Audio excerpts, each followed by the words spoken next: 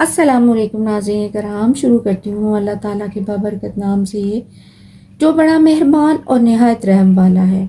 حضرت ابو ایوب رضی اللہ تعالیٰ عنہ سے مروی ہے کہ حضور نبی کریم صلی اللہ علیہ وآلہ وسلم نے ارشاد فرمایا کہ جو شخص 10 مرتبہ اس کو پڑھے گا، اللہ کے سوا کوئی معبود نہیں، وہ تنہا ہے، اس کا کوئی شریک نہیں، اسی کے لیے ملک ہے، اسی کے لیے تمام تعریفیں ہیں، وہی زندگی دیتا ہے، وہی مارتا ہے، اور وہ ہر چیز پر قدرت رکھتا ہے، تو وہ اس شخص کی طرح ہوگا جس نے حضرت اسماعیل علیہ السلام کی اولاد سے 4 اشخاص آزاد کیے ہوں۔